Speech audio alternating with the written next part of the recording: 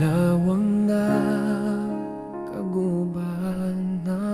kagubatan, matatayong na puno at malilinaw na mga ilog ang yaman, binagol sa lukara at pagkaing dagat ang handog. Suhoton at kalbiga kavis ang tanawing kahanga-hanga, Katbalogan, Gandara at Kalbayog ay masiglang pamayanan. Mga pagdiriwang at tradisyon ay bahagi ng kultura ng bayan. Waray-waray ang wikang naguhunay sa mamamayan. Pagsasaka at pangingisda ang pangunahing kabuhayan. Pangangalakal at turismo ay daan sa kaunlaran. Pagkakaisa at pagtutulungan ang lakas ng lalawigan.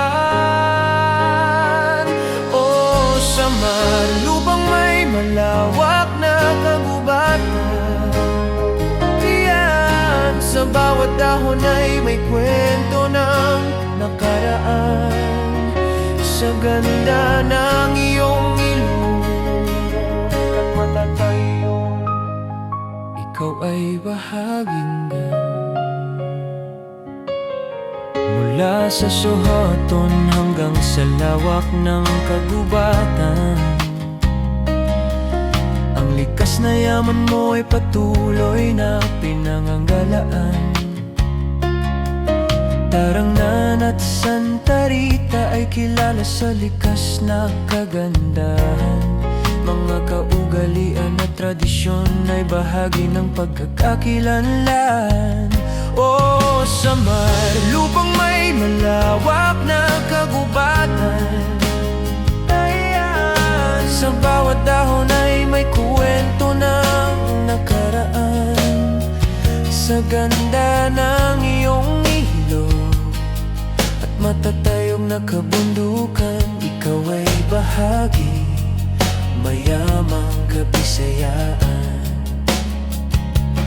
Kahit anong hamon ang dumating sa pagdaan ng panahon, ang kagubatan at kalikasan mo ay patuloy na napangangalagaan. Ang pangalang Samar ay bahagi ng kasaysayan ng Pilipinas, tahanan ng mayamang kalikasan at kultura.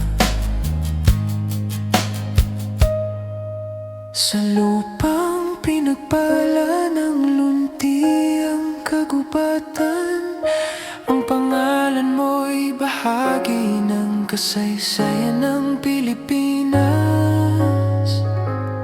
Samar, bahagi ka ng kalikasan at kasaysayan ng Pilipinas.